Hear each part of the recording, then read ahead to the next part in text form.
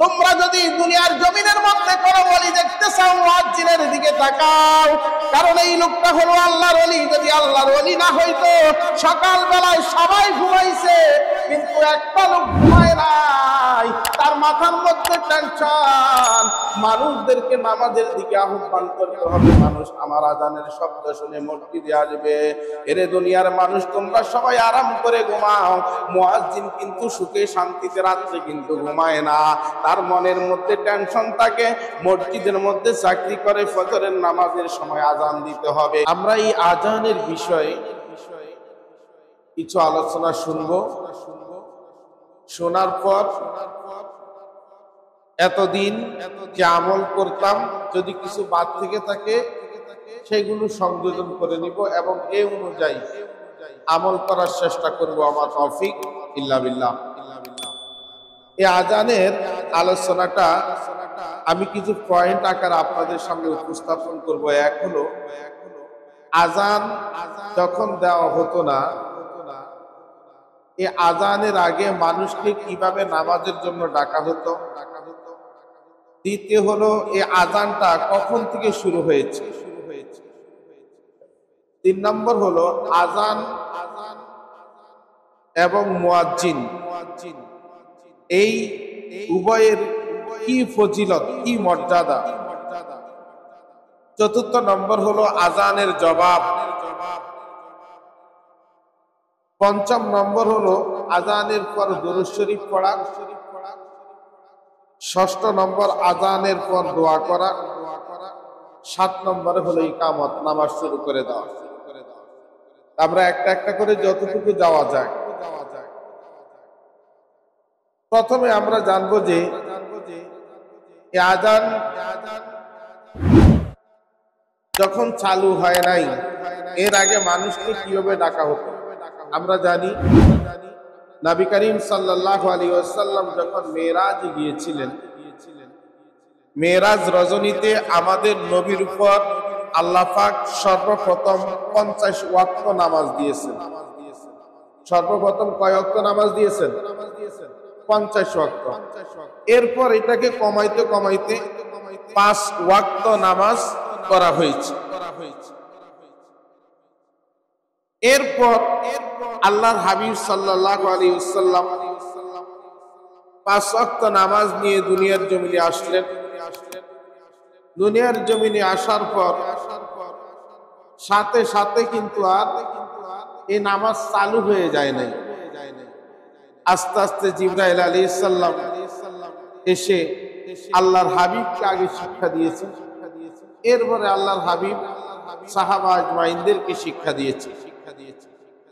বাকি হলো যে এখন যেইভাবে আমরা 5 ওয়াক্ত একটা টাইমলি মসজিদের আজান দেওয়া হয়, এই আজানের একটা সময়, নামাজের একটা সময়, দুইটা নির্ধারণ করা হয় প্রতিটা মসজিদে। আজান এতটার সময় দেওয়া হবে, নামাজ এতটার সময় পড়া হবে। কিন্তু আল্লাহর নবীর উপর যখন এই নামাজ আসলো, তখন জিবরাইল আলাইহিস সালাম দুইটা টাইম এসে আমার আপনার নবীকে নামাজ শিক্ষা দিয়েছে। প্রথম দিন আসলেন, একটা টাইমে নামাজ শিক্ষা দিয়েছেন। দ্বিতীয় দিন আসলেন, আরো একটু পিছাইয়া আল্লাহর নবীকে দ্বিতীয় দিন জিবরাইল আলাইহিস সালাম বললেন, এই যে 2 দিন নামাজ পড়লাম, মনে করেন একদিন পড়লো 8টায়, আরেকদিন পড়লো 8:30টায়, সময়টা এইভাবে ধরে নেন, তাহলে বুঝতে পারবেন। বললো যে ইয়া রাসূলুল্লাহ, এই যে 2 দিন নামাজ পড়লাম, একদিন 8টায় পড়লাম, একদিন 8:30টায় পড়লাম, আপনার এবং আপনার উম্মতের জন্য এটার মাঝখানের সময়টা, আপনার এবং আপনার উম্মতের জন্য এটা মাঝখানের সময়টা। আজকে দেখবেন যে যারা আহলে হাদিস আছে, দেখবেন আমাদের আগে নামাজ পড়ে কি পড়ে না, হাদিসে আসা আউয়াল ওয়াক্তে নামাজ পড়া, এই জন্য ওনারা ওই আগেরটা ফলো করে। আবার শেষেও আছে, কিন্তু যেহেতু বলছে জিবরাইল আলাইহিস সালাম কি বলছেন, আপনার আর আপনার উম্মতের জন্য এটার মাঝখানের সময়। এই জন্য আমরা ইমাম আজম আবু হানিফা যে মাসালা, যে মাযহাবের আমরা অনুসরণ করি, দেখবেন আজানের সময় যদি শুরু হয় 8টায়, তখন আমরা হানাফি মাযহাবে যারা আছি 8টা, 8:15 বা 8:20 যায় না আজান দেওয়া হয়, আরো 10 মিনিট 15 মিনিট করে নামাজ শুরু করা হয়। যেটা বলতেছিলাম যে এই যে মানুষকে সময় মতো উপস্থিত করার ব্যাপারে আল্লাহর হাবিব 2টা সময় নামাজ শিক্ষা দিয়েছেন জিবরাইল আলাইহিস সালাম। এরপর ওই সময় অনুযায়ী আল্লাহর রাসূল নামাজ পড়তেন, সাহাবীরাও আয়েশা নামাজ পড়তেন। এখন আমাদের হাতে যেমন ঘড়ি আছে, মোবাইল আছে, সময় দেখা যায়, ওই সময় ছিল না। তখন তারা সূর্যের আলো দেখে অনুমান করে করে আসতো নামাজে। এই যে অনুমান করে করে আসতো, অনুমান করে আসার কারণে কেউ আয়েশা দেখতো যে এখনো নামাজের সময় হয় নাই, কেউ আয়েশা দেখতো নামাজ শুরু হয়ে গেছে, কেউ আয়েশা দেখতো নামাজ শেষ হয়ে গেছে। কারণ একই টাইমে সবাই আসতে পারতো না, কারণ সবাই তো আসতো কি করে, অনুমান করে যে এখন হয়তো নামাজের সময় হয়েছে, মসজিদে যাই।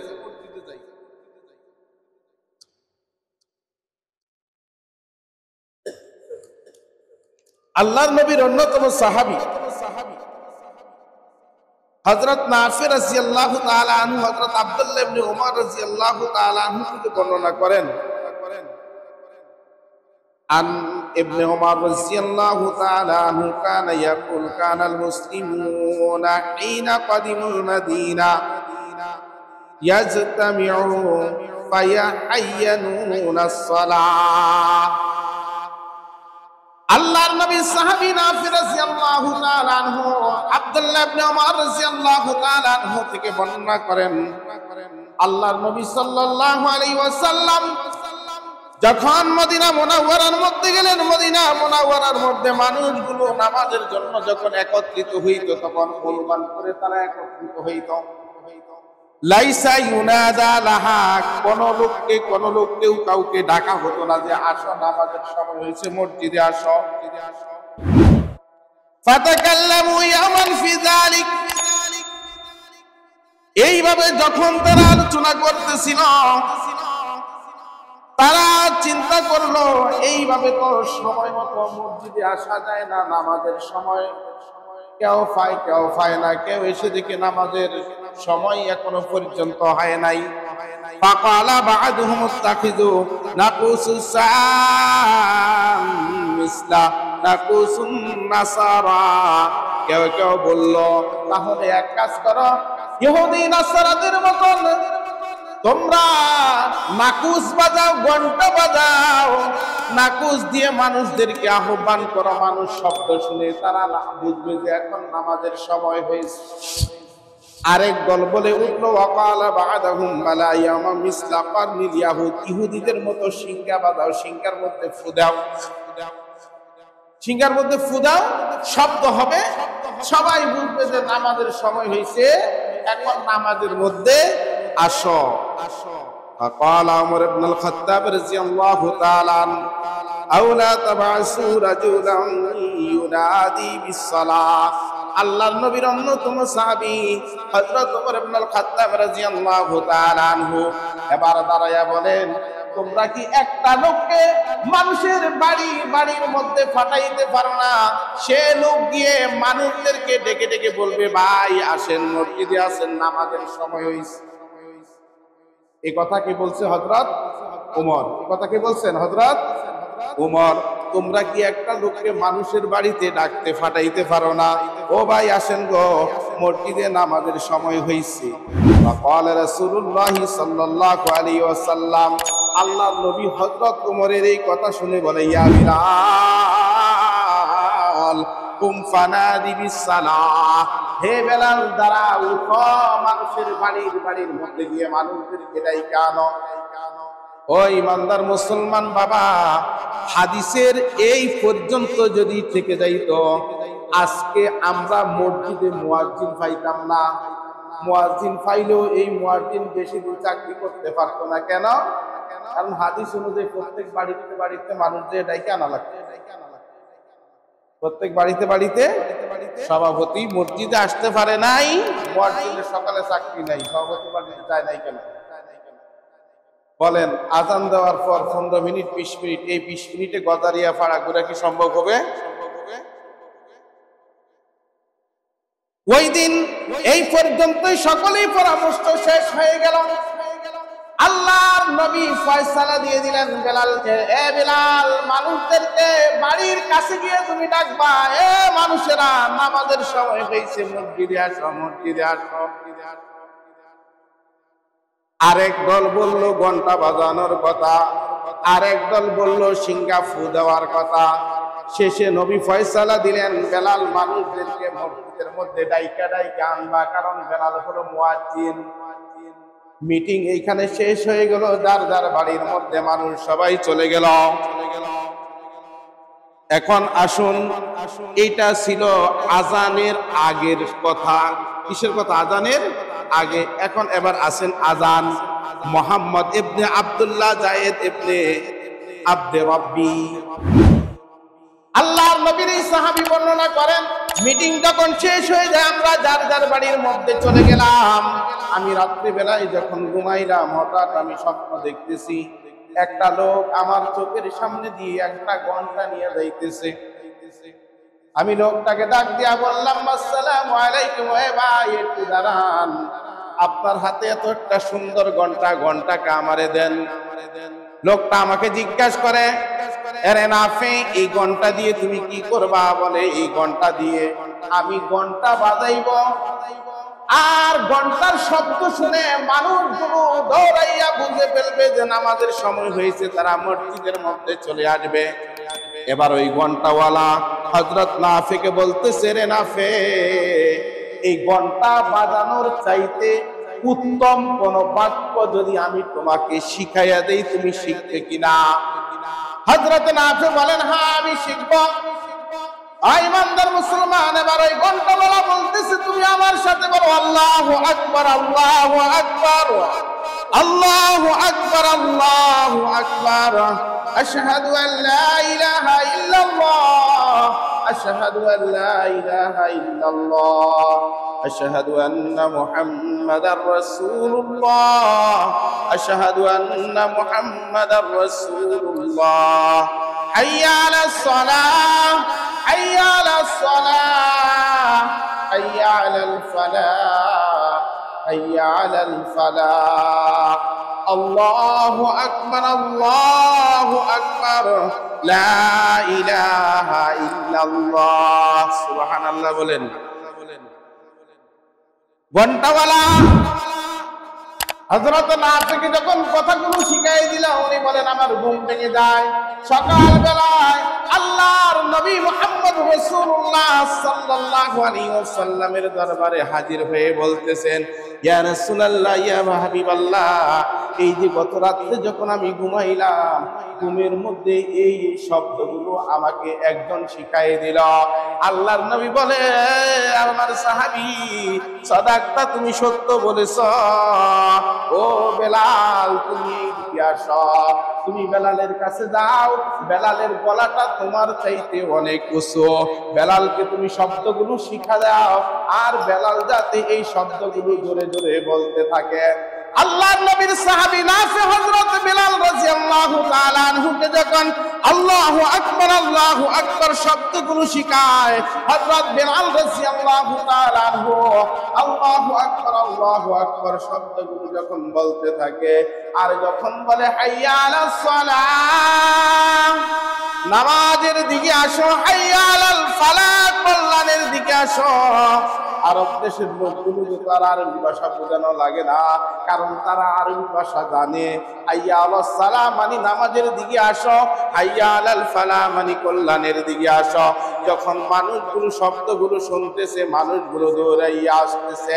আল্লাহর নবীর সাহাবী হযরত ওমর ইবনুল খাত্তাব রাদিয়াল্লাহু তাআলা আনহু হঠাৎ ওনার কানের মধ্যে যখন শব্দগুলো গেল, আল্লাহর নবীর সাহাবী হযরত ওমর ঘর থেকে তাড়াহুড়া করে তিনি বের হয়ে আসতেছেন। এমন ভাবে বের হয়ে আসতেছেন, যখন কোনো মানুষকে ডাকা হয় অমুক বাড়িতে আছে কিনা, তাড়াতাড়ি আসো, বিশেষ ঘটনা ঘটে গেছে। হযরত ওমর চাদরটা গায়ে দিতে দিতে জমিনের মধ্যে হেসরাইতে হেসরাইতে আল্লাহর নবী মুহাম্মদ রাসূলুল্লাহ সাল্লাল্লাহু আলাইহি ওয়াসাল্লামের কাছে এসে বলতেছে, ইয়া রাসূলুল্লাহ, ইয়া হাবিবাল্লাহ, ওই আল্লাহর শপথ করে বলতেছি যে আল্লাহ রাব্বুল আলামিন আপনাকে সত্য নবী সহকারে দুনিয়ার জমিনের মধ্যে প্রেরণ করেছেন।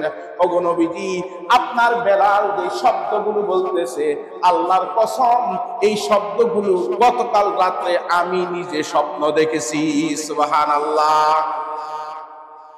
এই হাদিস দ্বারা বোঝা যায় আযানের সূচনা হয়েছিল। বিশেষ করে সেই হাদিসের মধ্যে দুইজন ব্যক্তির শব্দের মাত্র, একজন হযরত নাফি, একজন হযরত ওমর ইবনুল খাত্তাব রাদিয়াল্লাহু তাআলা আনহু। আরো বর্ণনা আছে, কোন বর্ণনায় 16 জন, 17 জন, 18 জন পর্যন্ত ওই একই রাত্রিতে এই আযানের শব্দগুলো শুনছে। বাকি আছে বলে, হুজুর ফজরের আযানের সময় তো দুইটা শব্দ অতিরিক্ত বলা হয়, এটা তো বললেন না। দুইটা শব্দ অতিরিক্ত বলা হয় না, আসসালাতু খায়রুম মিনান নাওম। এটা এই জন্য যোগ করা হয়েছে, কারণ জোহরের সময় মানুষ জাগ্রত থাকে, আসরের সময় জাগ্রত থাকে, মাগরিবের সময় জাগ্রত থাকে, এশার সময় জাগ্রত থাকে। একটা নামাজ, যে নামাজটা ভোর বেলায় পড়া হয়, ওই নামাজের সময় মানুষ গভীর ঘুমের মধ্যে থাকে। এই জন্য বলা হয় দুইটা শব্দ যুক্ত করা হয়েছে, আসসালাতু খায়রুম মিনান নাওম, ঘুম থেকে নামাজ ভালো। কিন্তু আমরা মুসলমান, মুয়াজ্জিন বলে ঘুম থেকে নামাজ বলো, আমরা লেফের তলে শুয়ে শুয়ে বলি, না রে মুয়াজ্জিন না, তুই বলছ তা হয় না, ওই নামাজ থেকে ঘুম ভালো না হয়। আমরা কিভাবে আযানের শব্দ কানে যাওয়ার পরেও আমরা ঘরের মধ্যে শুয়ে থাকি? এমন আছে না নাই? ঘরের মধ্যে খাতার তলে শুয়া শুয়া আযানের শব্দ শুনে, কিন্তু এরপরেও মসজিদে যায় না, মসজিদে যাওয়ার জন্য চেষ্টাও করে না। ভাইরা আমার, এই হলো আযানের সূচনা। এবার আসুন তৃতীয় নম্বর, আযান এবং মুয়াজ্জিনের কি মর্যাদা, কি ফজিলত। আল্লাহর নবী বিশ্ব নবী মুহাম্মদ রাসূলুল্লাহ সাল্লাল্লাহু আলাইহি ওয়াসাল্লাম বলেন, কাল কিয়ামতের দিন হাসরের ময়দানে যখন মানুষগুলো উঠবে, এক প্রকারের কিছু লোক থাকবে যাদের গলা সকলের চাইতে উঁচু থাকবে। তারা কারা তোমরা কি জানো? আল্লাহর নবী বলেন, এরা হলো মুয়াজ্জিন। সুবহানাল্লাহ বলেন। হাসরের ময়দানে যত লোক উঠবে, এদের মধ্যে সবচাইতে উঁচু গলা থাকবে কার? মুয়াজ্জিনের। সবচাইতে উঁচু গলা থাকবে কার? মুয়াজ্জিনের। আর এই মুয়াজ্জিনের কথাটা হলো আল্লাহর আকাশের নিচে জমিনের উপরে সবচাইতে দামি কথা। সুবহানাল্লাহ বলি। সূরা ফুসসিলাত হামিম সিজদা 33 নম্বর আয়াতে আল্লাহ বলেন, ওয়ামান আহসানু কাওলাম মিম্মান দাআ ইলাল্লাহি ওয়া আমিলা সালিহান ওয়া ক্বালা ইন্নানি মিনাল মুসলিমিন। সুবহানাল্লাহ বলি। আল্লাহ রাব্বুল আলামিন ঘোষণা করতেছেন, ওই ব্যক্তির কথার চাইতে আর কার কথা বেশি উত্তম হইতে পারে যে মানুষদেরকে ভালো পথে ডাকে। বলেন নামাজ কি ভালো না খারাপ? মানুষদেরকে নামাজের দিকে ডাকতেছে মুয়াজ্জিন, হাইয়া আলাস সালাহ। মানুষদেরকে ডাকতেছে হাইয়া আলাল ফালাহ, কল্যাণের দিকে আসো। মুয়াজ্জিন বলতেছে মানুষদেরকে নামাজের দিকে আসার জন্য। এটার দ্বারা দ্বিতীয় নম্বর আরেকটা উদ্দেশ্য এই আয়াতের, আল্লাহর একজন ওলি হযরতে হাসান বসরি রাদিয়াল্লাহু তাআলা আনহু বলেন, যেই ব্যক্তি মুয়াজ্জিন যখন আযান দেয় ওই ব্যক্তি হলো হাজা হাবিবুল্লাহ, সে আল্লাহর বন্ধু হয়ে যায়। সুবহানাল্লাহ। যে মুয়াজ্জিন আযান দেয় সে কার বন্ধু হয়? হাসান বসরি আরেকটা বলেন, হাজা ওয়ালিউল্লাহ। তোমরা যদি দুনিয়ার জমিনের মধ্যে কোনো ওলি দেখতে চাও মুয়াজ্জিনের দিকে তাকাও, কারণ এই লোকটা হলো আল্লাহর ওলি। যদি আল্লাহর ওলি না হইতো সকাল বেলায় সবাই ঘুমাইছে, কিন্তু একটা লোক ঘুমায় নাই, তার মাথার মধ্যে টেনশন। মানুষদেরকে নামাজের দিকে আহ্বান করতে হবে, মানুষ আমার আযানের শব্দ শুনে মসজিদে আসবে। এরে দুনিয়ার মানুষ, তোমরা সবাই আরাম করে ঘুমাও, মুয়াজ্জিন কিন্তু সুখে শান্তিতে রাত্রে কিন্তু ঘুমায় না, তার মনের মধ্যে টেনশন থাকে। মসজিদের মধ্যে চাকরি করে, ফজরের নামাজের সময় আযান দিতে হবে। এরকম টেনশন শুধুমাত্র তারাই ভোগ করে যারা চাকরি করে। কারণ 1999 সাল থেকে 2004 শেষ পর্যন্ত আমি এক মসজিদের মুয়াজ্জিন ছিলাম। বাসা থেকে আইসা, এখানে তো আমি মসজিদের লগে রুমে থাকি, ওই যে মনে করেন মেহেদি ফ্যাক্টরি থেকে আরো দূরে, বাসা থেকে আইসা এরপরে মসজিদ খুলে আযান দেওয়া লাগে। অনেক সময় অ্যালার্ম পর্যন্ত শুনতাম না। ওই সময় তার মোবাইল ছিল না আমার কাছে, ঘড়ি কিনে রাখতাম। ওই যে 90 টাকা 100 টাকা দিয়ে অ্যালার্মের ঘড়ি পাওয়া যেত।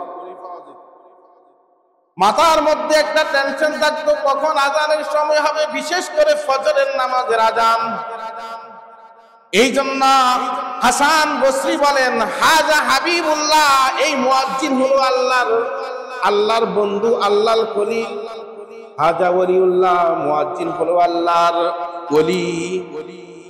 আরো বলেন, হাজা হাব্বুল আরদি ইলাল্লাহ, আল্লাহর জমিনের মধ্যে সবচেয়ে মাহবুব বান্দা হলো মুয়াজ্জিন। বলি সুবহানাল্লাহ। এ ভাইরা, আযানের কি ফজিলত! এখন তো মুয়াজ্জিনের সম্মান শুনলেন, মুয়াজ্জিনের গলা সবার উপরে থাকবে। মুয়াজ্জিনকে ওলি হিসাবে আখ্যা দেওয়া হলো, মুয়াজ্জিনকে আল্লাহর বন্ধু হিসাবে আখ্যা দেওয়া হলো। এবার শুনুন, যেই ব্যক্তি আযান দেয় ওই ব্যক্তির সম্মান আল্লাহ রাব্বুল আলামিন অনেক বাড়িয়ে দেয়। আল্লাহর নবী বলেন, কোন লোক যখন আযান দেয়, হাইয়া আলাস সালাহ হাইয়া আলাল ফালাহ, তার আযানের এই শব্দ যত দূর পর্যন্ত যাবে। এখন তো মুখে আযান দেওয়া হয় না, মাইকে আযান দেওয়া হয়। যেহেতু আধুনিক যুগ, মাইকে আযান দেওয়া হয়। এই আধুনিক যুগের নিয়ম অনুযায়ী এই মাইকের শব্দ যত দূর পর্যন্ত যাবে, আর আযানের শব্দ যাওয়ার পর যত লোক ওই ওয়াক্তের আযানের শব্দ শুনে মসজিদে এসে নামাজ পড়বে, প্রতিটা লোক সওয়াব পাবে কি পাবে না? আলাদা আলাদা যে সওয়াব পাবে। আল্লাহর নবী বলেন, সকলের সওয়াব একত্র করে ওই ওয়াক্তের জন্য মুয়াজ্জিনের আমলনামার মধ্যে সব সওয়াব দিয়ে দেওয়া হবে। সুবহানাল্লাহ কইলেন না? হুজুর, নামাজ পড়ুম আমরা, সওয়াব দিমু মুয়াজ্জিন রে। হ্যাঁ, এর লাগি সওয়াব। সুবহানাল্লাহ আসেন আমাদের মুখ দিয়ে যে নামাজ পড়মু কষ্ট করে, আমরা সব সওয়াব দিমু মুয়াজ্জিন রে। শুধু তাই নয়, আল্লাহর হাবিব সাল্লাল্লাহু আলাইহি ওয়াসাল্লাম ভিন্ন হাদিসের মধ্যে বলেন, মুয়াজ্জিনের শব্দ যত দূর পর্যন্ত যাবে, এই তত দূর পর্যন্ত যত জমিন আছে, যত গাছ আছে, যত পশু পাখি আছে, যত মানুষ আছে, কাল কিয়ামতের দিন সব কিছু মুয়াজ্জিনের পক্ষে আল্লাহর কাছে সাক্ষী দিবে। ভাইয়েরা আমার, ইনশাআল্লাহ এর থেকে আমরা আগামী জুমায় আরো শুনবো, আরো